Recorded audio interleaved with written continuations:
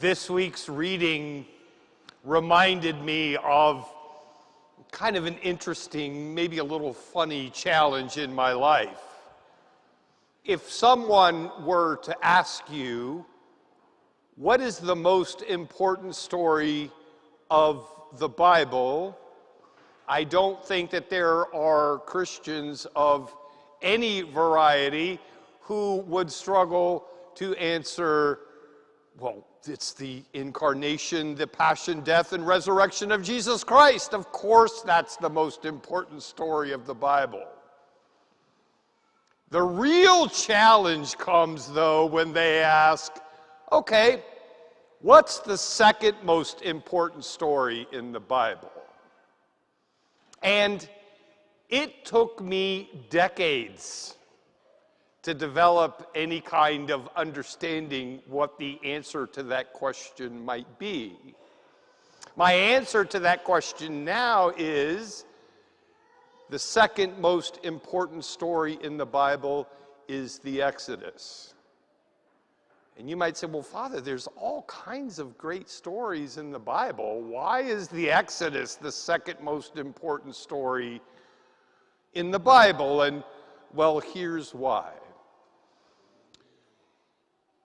At a time of his choosing, and seeing the suffering of his chosen people on earth, God intervened to set his people free.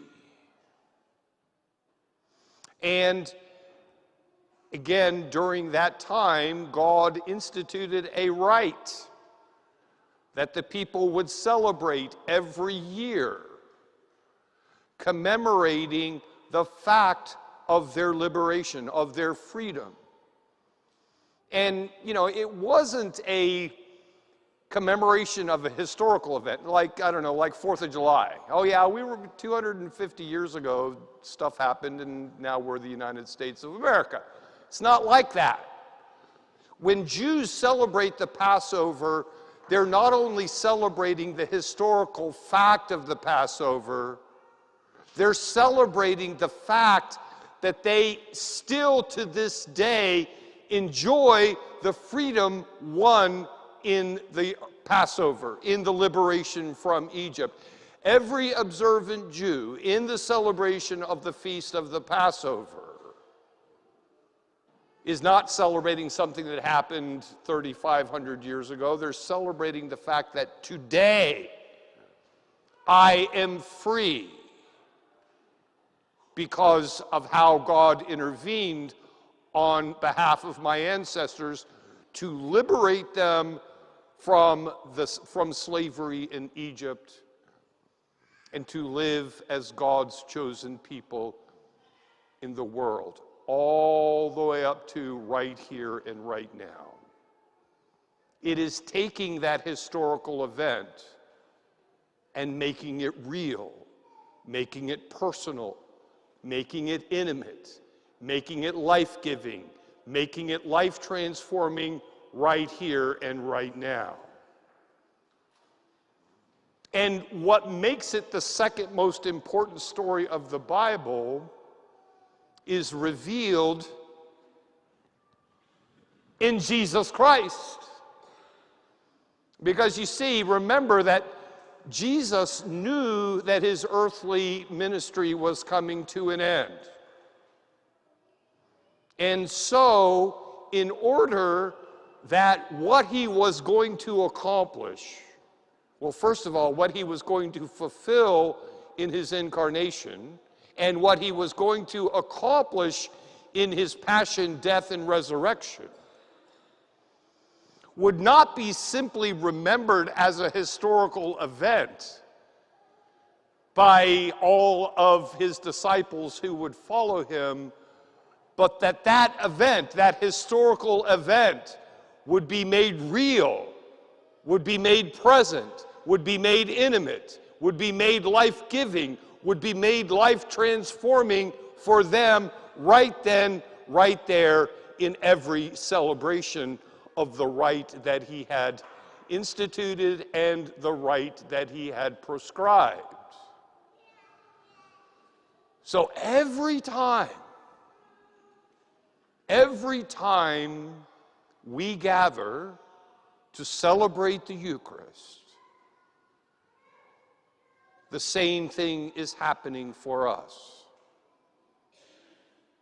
In fact, let's acknowledge that truth right now. Repeat after me.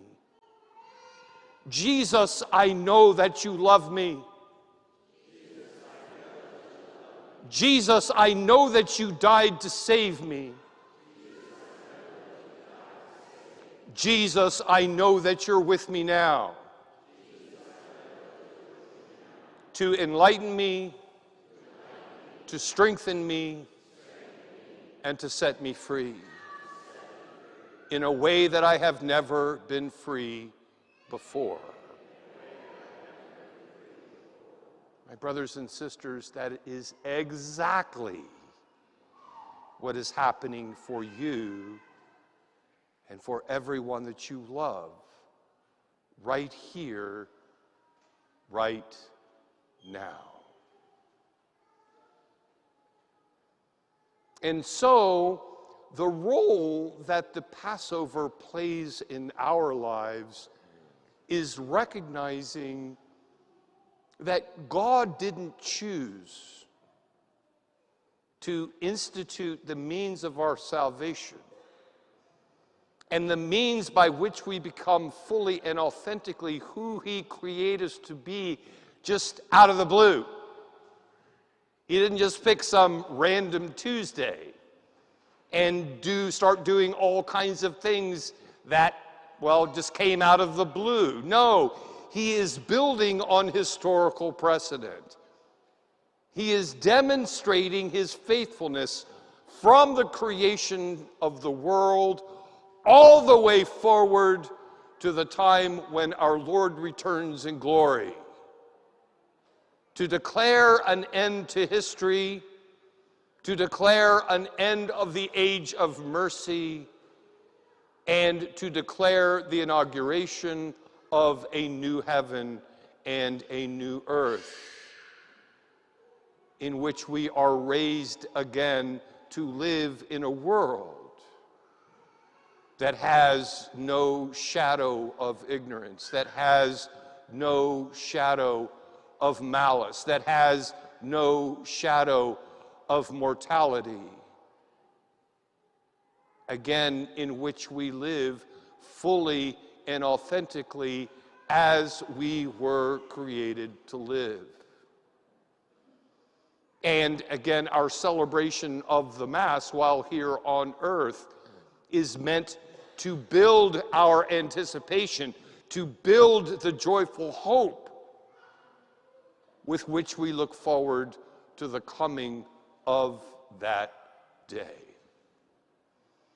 And again, the intentionality, the design, the purpose of the liturgical calendar, the reason why we repeat that same cycle of time again and again and again is because we begin to ponder our readiness and our willingness to stake everything that we have and everything that we are on that outcome.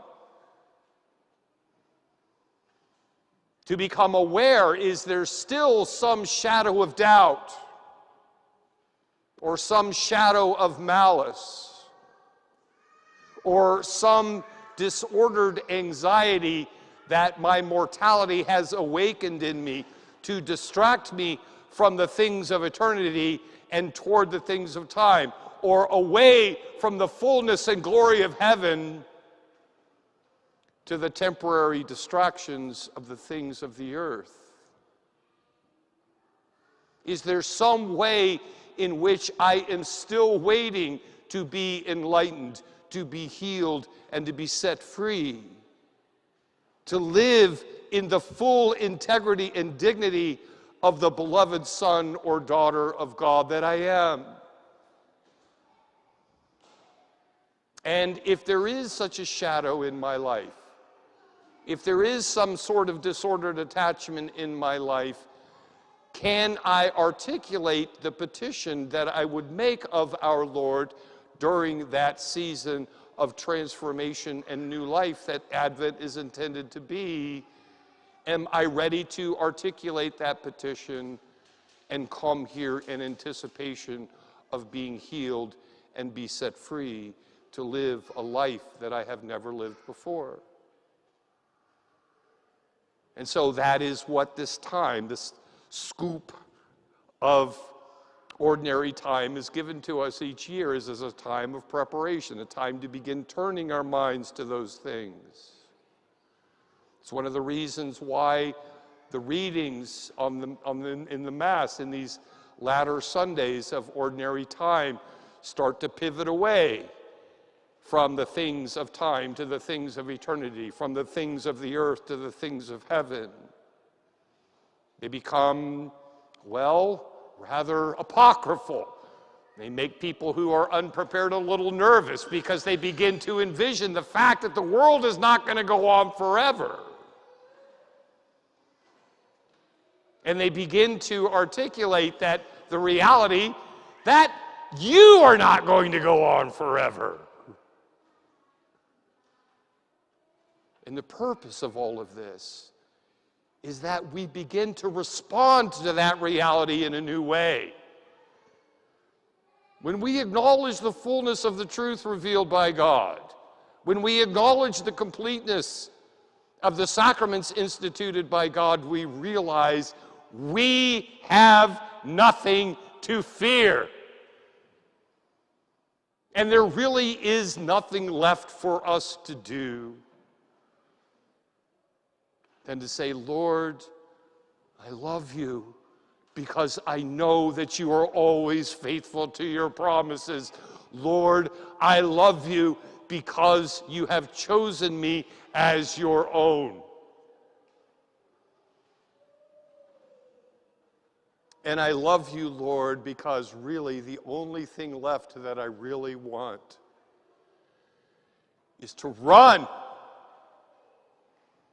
to throw my arms around you, and to greet you as you return.